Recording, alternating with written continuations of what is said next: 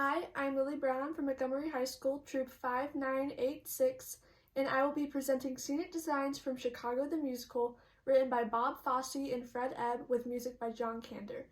As a scenic designer, I think that it's very important that I create a set that has flexible transition for the scenes and is cohesive with the other technical aspects of the show, such as costumes and lighting, and provides optimal space for blocking, choreography, and character work.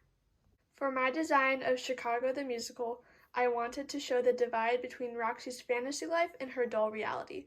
To visually show this division, I decided to turn one side of my stage into a stage with bright lights and a classic red curtain, as well as adding Roxy's bed and nightstand.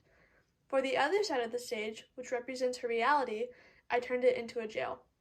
Matron Morton's desk and chair are also located on that side of the jail, since they are located there.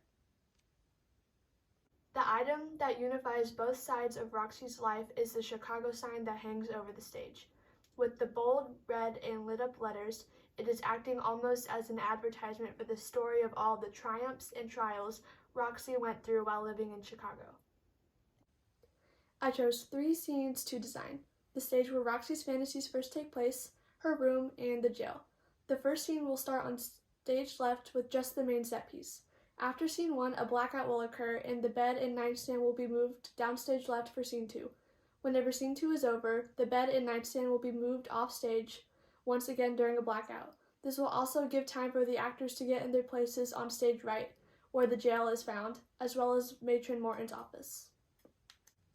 For scene 1, which is the stage, I took inspiration from the Jazz Age, speakeasies, and cabaret theaters. The most crucial detail for the stage to me were the bright circle lights, which are represented by the gemstones, the bunched up red curtain, and the stairs. I felt that by adding stairs, there would be more space for choreography than just the floor. For scene 2, which is Roxy's bedroom, I was inspired by the glitz and glamour of the Roaring '20s, as well as the Victorian style, which was making a comeback. The key details of the scene are the lamp with gold beading, the tulle bed skirt, and the floral bedspread.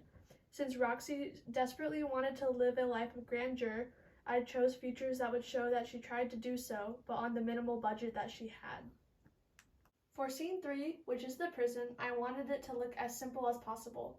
That way, there would be a visual contrast between her imaginary and realistic lives. I chose gold for the jail cell because I wanted it to match the rest of the railing on the set. For Matron Morton's office, I chose for her desk and chair to also be simple because then it would be more intimidating to the prisoners in her ward, and to once again show the contrast between the two sides of Roxy's lives.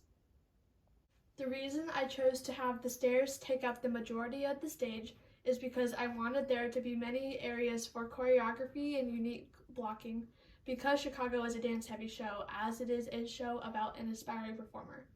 As for the safety on my design, I added handrails all along the sides of the stairs so that no actors could fall off of them. The reason I didn't add any handrails in the front is so that it wouldn't obstruct the views of any choreography that occurs on the platform. If I had more time and resources, I would definitely change how I formatted the Chicago sign. I would outline the shape of the letters in black to make them more defined, and I would add a red curtain to the back of the set to add color to the background. For my functionality requirements, the stage must be at least 60 by 32 feet. There must be one batten with electricity running through it for the Chicago sign. There should be an outlet off stage left for the lights on the set piece, with a long enough extension cord to connect them. There should be enough room off stage left for the bed and nightstand to stay when they are off stage, and there should be enough room off of stage right for the desk and chair to go when they come off stage.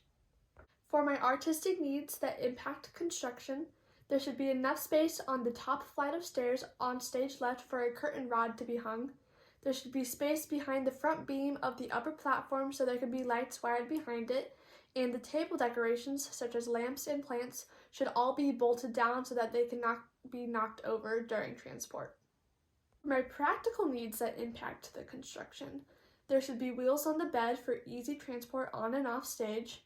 There should be studs on either side of all staircases for structural support, as well as stringers on the side of the stairs, and joists should be added to the bottom of the main platform for extra support so they can withstand the weight of having multiple people dance on it. This is my budget for the scenery of this show. It consists of every material that we could possibly need for the set design, as well as extra materials in case anything goes wrong while in construction. This is my binder, which has all of the research that I did for the design of Chicago the Musical. This is my design statement, which has my scene work and my unifying concept. This is the first page of my research.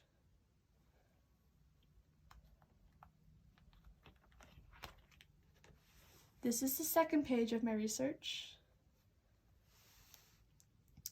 The next page is my budget.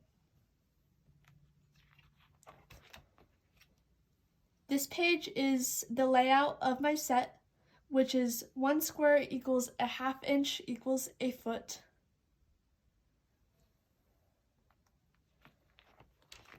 This is the layout of our entire auditorium, including the backstage areas.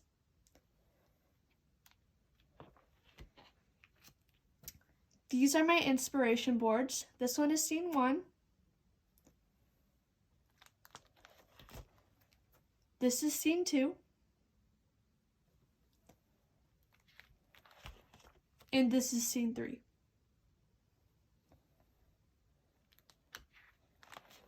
And this is the first sketch that I did while designing my set.